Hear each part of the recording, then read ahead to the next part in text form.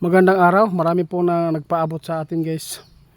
Gusto natin daw na ipa-update po daw yung nangyayari sa Davao, kung saan nag-viral po ngayon. Tungkol po ito sa pananakit po daw ni Pulong Duterte. Marami po nagsasabi, bakit itiit pag mayroong nangyayari dyan sa Davao, bakit hindi po kayo tutugon? Bakit po hindi kayo nagpapaabot sa tao? Marami nagtatanong guys, kung totoo po ba na ginawa po ni Pulong po yan, yung nakita po sa social media ngayon na nag-viral. Kaya narito tayo, tugunan po natin. Hindi po tayo pwede matakot dito. Dahil po, kung totoo man ito, wala tayong magagawa. Kaibigan, marami po nagagalit sa atin. Gusto po daw nilang tugunan natin kasi bakit po daw yung tinitira natin, yung mga Marcos lang lagi, yung mga paabot.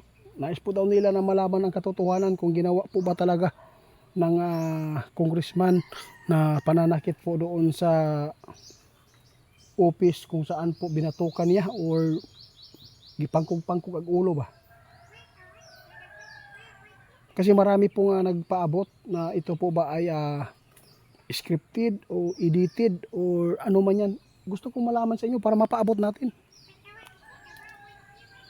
Sabi ng ating kaibigan, kung ano man po ang inyo nakikita dyan, totoo po yan, no? Kaibigan, bakit ito niya nagawa? Yun ang hirap, no? Kapag ang tao guys, mahirap kontrol ang tao. Yun po ang totoo. Doon po nagkakamali yung anak ni Tatay Digong na kung bakit po ito ginawa niya. Bakit po niya nagawa ito. Dapat po mahinahon lang po sana. Ngayon mahirap po ito ipaliwanag sa taong bayan. Dahil po nakita mismo ang mga kamera, yung nabidyohan, yung CCTV na nakapatutuo na totoong sinaktan talaga yung tao. Sus, nako po.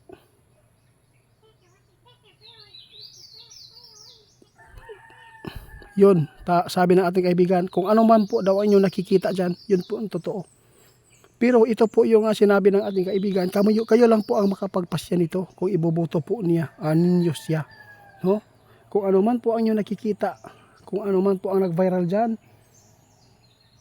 yun ay totoo.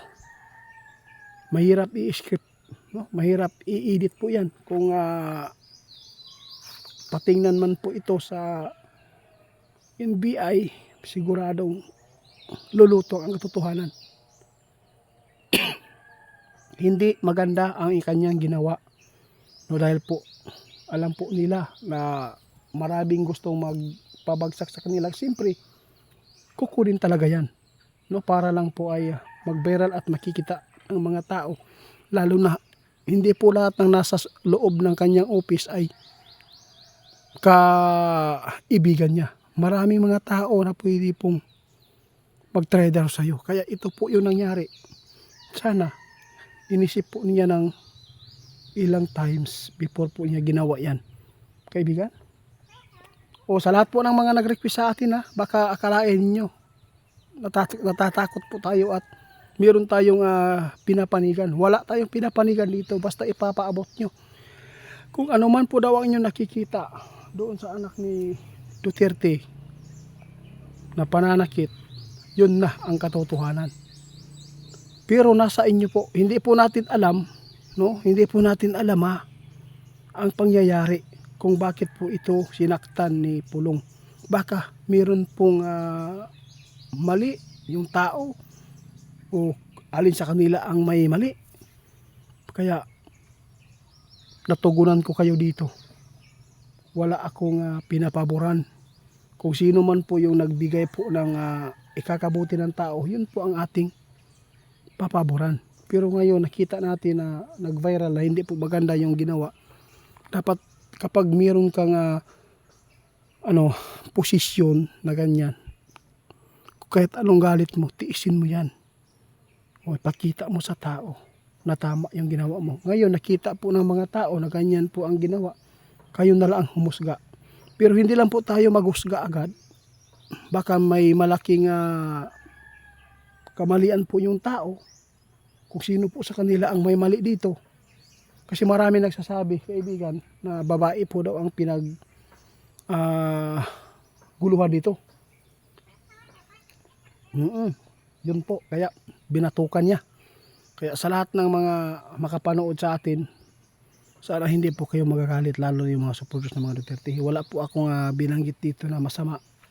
Sinagot lang po natin ang katotohanan. Kaya sinabi ko, kung ano man po ang inyo nakikita sa CCTV, yun po ang totoo.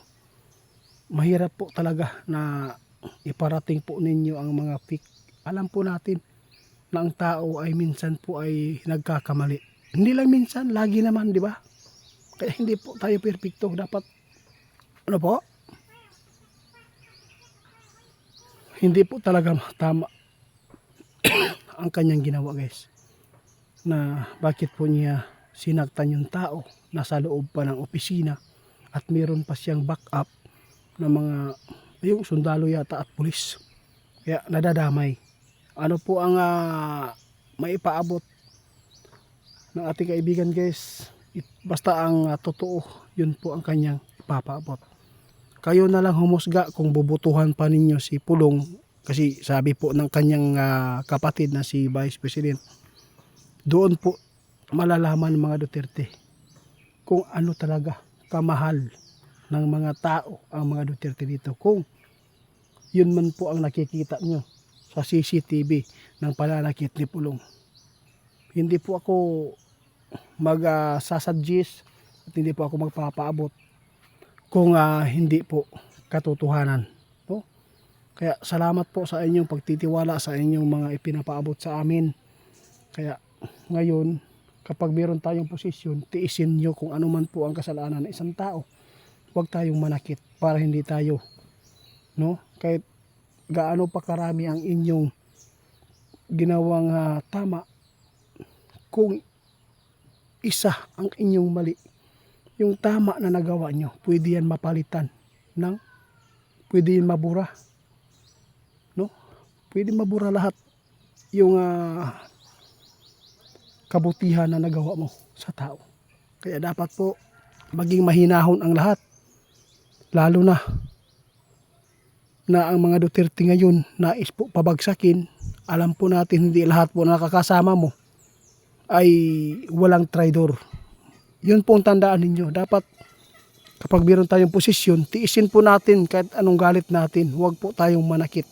Yun lang po. Yun lang.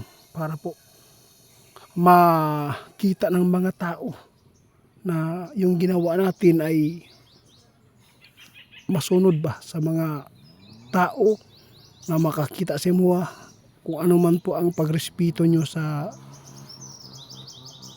bayan natin. Alam po natin kung ano din po ang ipapakita ng mga tao sa inyo. Kaya dapat kung ano man po ang kamalian, tanggapin nyo at maghingi tayo ng tawad dahil po tao lang po din kayo.